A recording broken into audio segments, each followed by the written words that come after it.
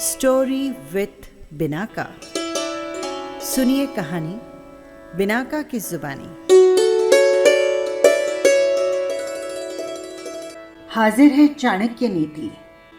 आज सुनिए और जानिए अध्याय 9 की नीतियां।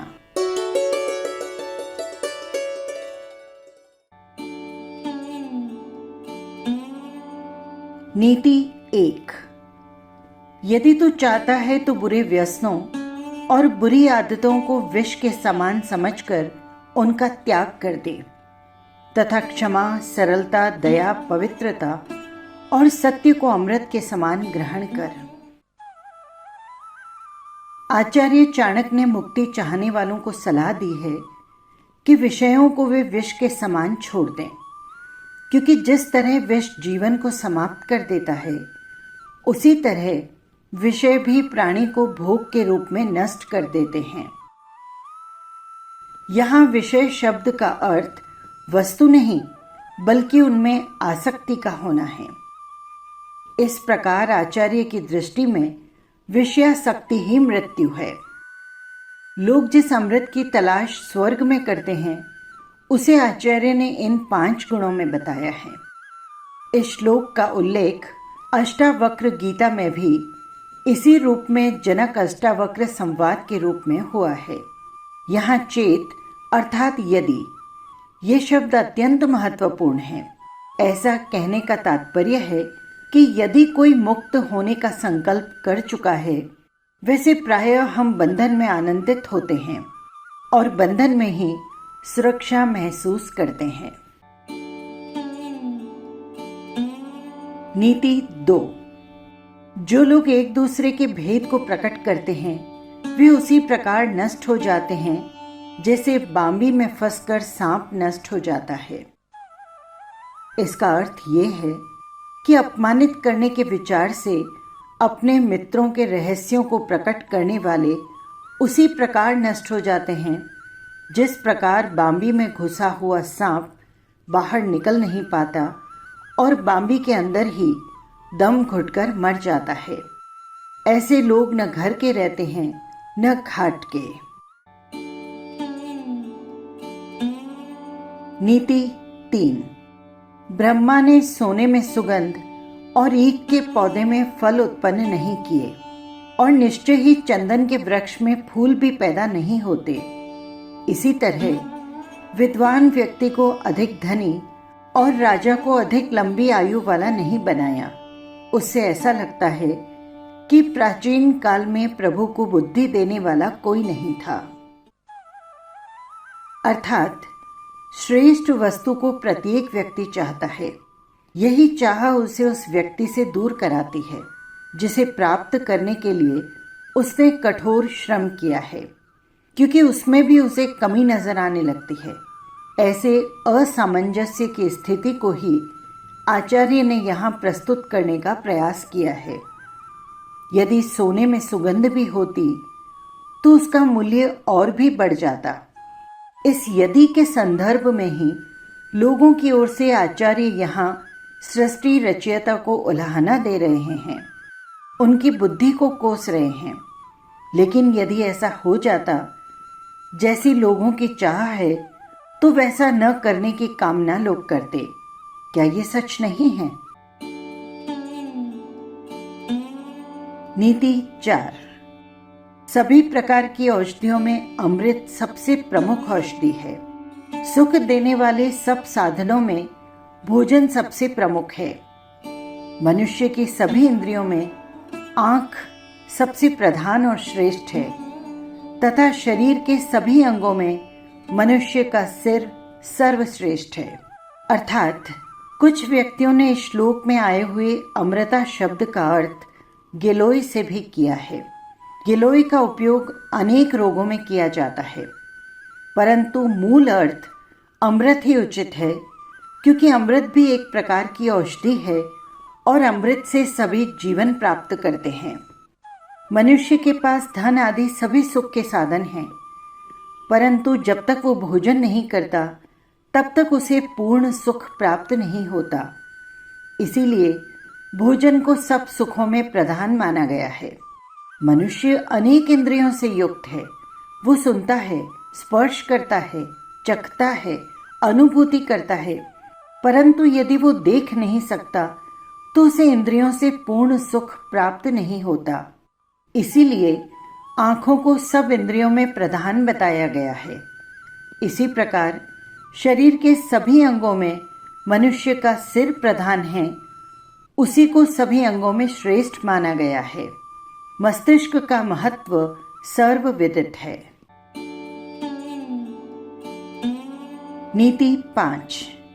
आकाश में किसी दूत का जाना संभव नहीं और वहां किसी से किसी प्रकार की बातचीत भी नहीं हो सकती, परंतु जिस श्रेष्ठ ब्राह्मण ने आकाश में सूर्य और चंद्रमा के ग्रहण की बात बताई है, उसे विद्वान क्यों न माना जाए। नीति 6। विद्यार्थी, सेवक, मार्ग में चलने वाला पथिक, यात्री, भूख से पीड़ित, डरा हुआ व्यक्ति और भंडार की रक्षा करने वाला द्वारपाल यदि अपने कार्यकाल में सो रहे हों तो उन्हें जगा देना चाहिए। इसका अर्थ ये है कि यदि विद्यार्थी सोता रहेगा तो विद्या का अभ्यास कैसे करेगा। मालिक यदि सेवक को सोता देख लेगा तो उसे नौकरी से पृथक कर देगा। यदि यात्री रास्ते में सो जाएगा या तो उसके सामान की चोरी हो जाएगी या उसकी हत्या कर दी जाएगी। स्वप्न में यदि कोई भूख या प्यास से व्याकुल है तो उसे जगाना ही उसकी समस्या का समाधान है। और यही बात स्वप्न में डरे हुए व्यक्ति पर भी लागू होती है। भंडार के रक्षक और द्वारपाल सो रहे हों तो उन्हें जगा देना ठीक रहता है, क्योंकि इनके सोने से इनकी ही नहीं अनेक लोगों की हानि होती है। आचार्य के इस कथन को शास्त्र के उन आदेशों से जोड़कर देखना चाहिए जिनमें कहा गया है कि सोते हुए व्यक्ति को उठाना नहीं चाहिए। निद्रा शारीरिक और मानसिक विश्राम की वो अवस्था है जो प्राणी को संतुलन की समुचित व्यवस्था देती है। इसी संदर्भ में पशु और वृक्षों को सोते हुए न जगाने और रात्रि के समय स्पर्श न करने के निर्देश दिए गए हैं। नीति 7। सांप, राजा, बाघ, सुअर, बालक, दूसरे के कुत्ते और मूर्ख व्यक्ति को सोते में जगाना नहीं चाहिए। अर्थात यदि सोए हुए सांप को जगाएंगे तो वो काट खाएगा। इसी प्रकार सोते हुए राजा को जगाने पर वो क्रोधित होकर हत्या का आदेश दे सकता है। बाघ आदि हिंसक पशुओं को जगाने का क्या परिणाम हो सकता है, ये आप सब जानते हैं। सोते हुए बालक को जगाएंगे तो वो भी मुसीबत खड़ी कर देगा। इसी प्रकार दूसरे व्यक्ति के कुत्ते और मूर्ख मनुष्य को जगाना नहीं चाहिए, उनके सोते रहने में ही भलाई है। नीति 8। जो ब्राह्मण धन की प्राप्ति के विचार से वेदों का अध्ययन करते हैं और जो शूद्रों अर्थात नीच मनुष्य का अन्न खाते हैं, वे विषहीन सांप के समान कुछ भी करने में असमर्थ होते हैं। अर्थात जो ब्राह्मण वेदों का अध्ययन कर उससे धन कमाते हैं, अर्थात उस ज्ञान से पैसा बटोरते हैं, और वे ब्राह्मण भी जो अपना पेट भरने के लिए शूद्रों के अधीन रहते हैं, अर्थात नीच लोगों का अन्न खाते हैं, वे विष रहित सर्प के समान निरर्थक हैं। तेजहीन हो जाने के कारण ऐसे विद्वानों को संसार में किसी प्रकार का यश और सम्मान प्राप्त नहीं होता। नीति 9। जिसके नाराज होने पर किसी प्रकार का डर नहीं होता और जिसके प्रसन्न होने पर धन प्राप्ति की आशा नहीं होती और न दंड दे सकता है और न ही किसी प्रकार की दया प्रकट करता है, उसके नाराज होने पर किसी का भी कुछ नहीं बिगड़ता।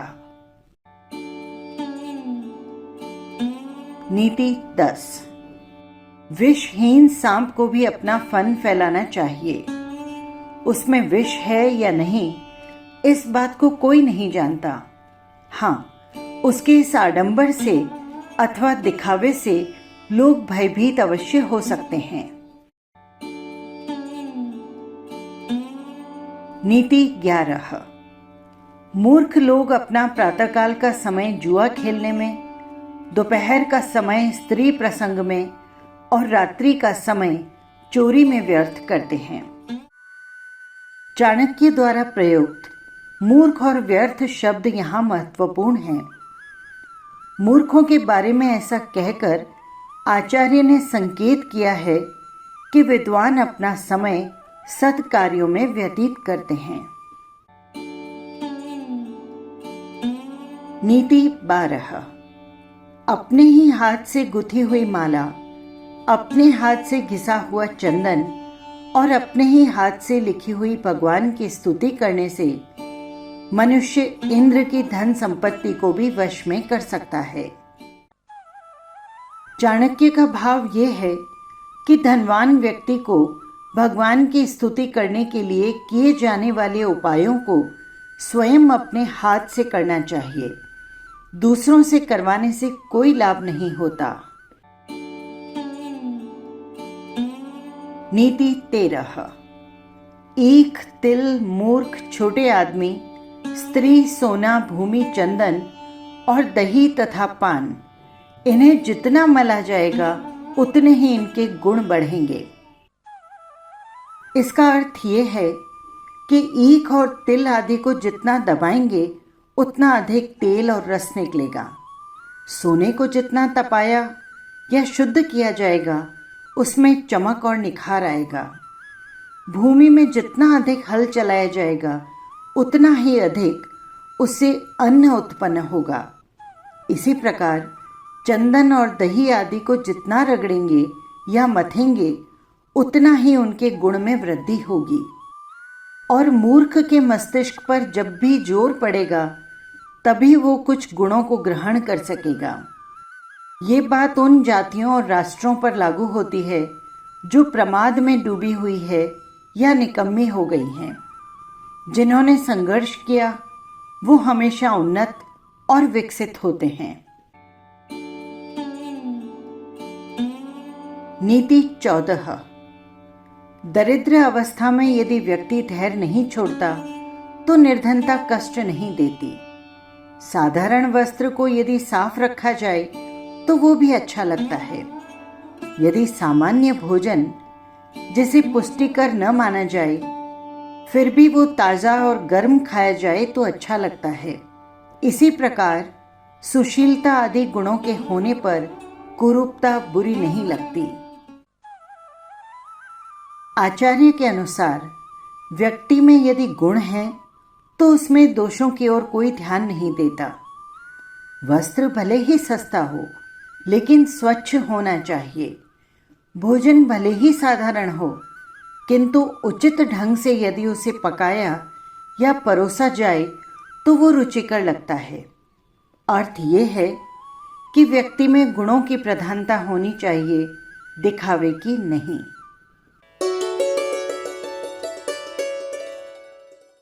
ये थी चाणक्य नीति। ये अध्याय आपको कैसा लगा कमेंट बॉक्स में ज़रूर लिखिएगा। और हाँ, यदि आपने चैनल को सब्सक्राइब नहीं किया है तो कर लीजिएगा, जिससे हर अध्याय सीधे पहुंच सके आप तक। फिर मिलेंगे किसी नई कहानी या नए अध्याय के साथ। नमस्कार।